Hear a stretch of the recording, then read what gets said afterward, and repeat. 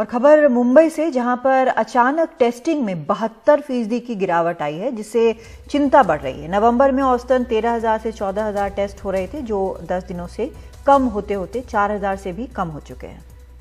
महाराष्ट्र सरकार द्वारा गठित कोविड टास्क फोर्स के डॉक्टर्स बड़ी संख्या में घटी टेस्टिंग को बेहद चिंताजनक बता रहे हैं। हालांकि बीएमसी दावा कर रही है कि दिवाली के चलते काफी लोग टेस्टिंग के लिए नहीं पहुंचे, इसलिए अचानक संख्या में कमी दिख रही है। पूजा भारद्वाज हमारे साथ इस पर उनसे जानकारी लेंगे कि आखिर इसकी वजहें क्या हैं, क्योंकि महाराष्ट्र कोरोना को लेकर जरूर एक चिंता की वजह रहा है। यहाँ पर बहुत बड़ी तादाद में कोरोना के मरीज सामने आए हैं और अब यहाँ पर जो टेस्टिंग है उसको कम कर दिया गया। और आपको बताएं कि हाल ही में जो धार्मिक स्थल है उनको भी खोलने की इजाजत दी गई है करीब 7 महीने बाद, और उसके पीछे की वजह ये रही कि कोरोना के मामलों में गिरावट आई। लेकिन अब सवाल यह है कि टेस्टिंग अगर कम की जाएगी तो फिर किस तरीके से आप कोरोना की जो स्थिति है उसका आकलन ठीक तरीके से कर पाएंगे।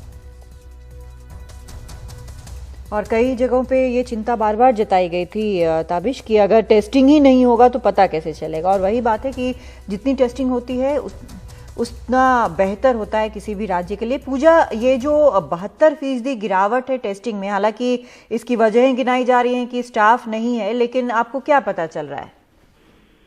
जी, टेस्टिंग में गिरावट की वजह ये दिवाली को जो लंबा उत्सव चला है, धनतेरस से लेकर छोटी दिवाली, बड़ी दिवाली जिस दिन हुई, तो वो एक पूरे फेस्टिवल के दौरान ये कह रहे हैं कि लोग टेस्टिंग के लिए आगे नहीं आए हैं। जो केंद्र है जहाँ पे टेस्टिंग होती है, जो अस्पताल है जहाँ पर बड़ी संख्या में लोग देखे जाते थे टेस्टिंग कराने के लिए, तो इस दौरान वो कह रहे हैं कि लोग आगे नहीं आए हैं टेस्टिंग कराने के लिए। लेकिन अगर हम आंकड़े बीते 10 दिनों के देखें तो लगातार टेस्टिंग काफी कम होती रही है। एक तो पहली बात, लोग आरोप पहले से ही लगाते रहे थे यहाँ पे कि जितनी क्षमता है बीएमसी की, करीब 20,000 टेस्ट हर रोज करने की, वो पूरी क्षमता से टेस्टिंग शुरुआत से नहीं हुई है। अगर आप देखें जो पीक पर भी मुंबई जिस समय केसेस देखे जा रहे थे उस वक्त भी 4,000 5,000 के लगभग केसेस थे, लेकिन अक्टूबर और सितंबर के महीने में देखा गया था कि करीब 15 से 16,000 तक की टेस्टिंग भी हुई है एक दिन में। तो क्षमता के थोड़ा करीब पहुंचते पहुंचते बीएमसी दिख रही थी।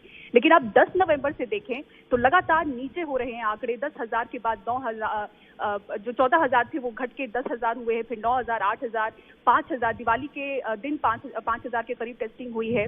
और अगर आप अगले दिन देखें रविवार के दिन, तो उस दिन काफी कम टेस्टिंग दिख रही है। सोमवार के दिन काफी कम टेस्टिंग दिख रही है 5,000 के बाद।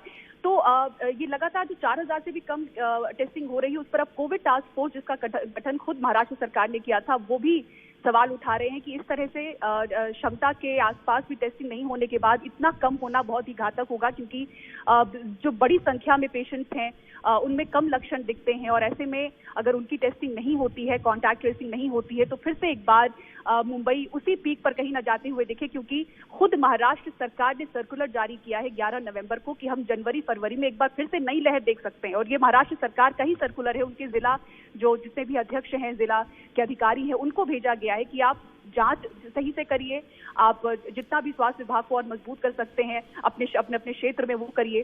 तो इस तरह से सर्कुलर खुद महाराष्ट्र सरकार की तरफ से जारी हुआ है। लेकिन अगर आप राज्य स्तर पर भी देखें तो टेस्टिंग बहुत ज्यादा कम हुई है। जहां हमने करीब 1 लाख टेस्टिंग एक दिन में होती देखी थी, वहीं करीब 40,000 50,000 की टेस्टिंग अब हो रही है। तो काफी राज्य स्तर पर भी टेस्टिंग कम हुई है, और इसी को जो डॉक्टर्स हैं जो खासतौर से कोविड ड्यूटी पर लगातार बने हुए हैं, वो इसे बेहद घातक बता रहे हैं। जी, बहुत शुक्रिया आपका पूजा इस पूरी जानकारी के लिए।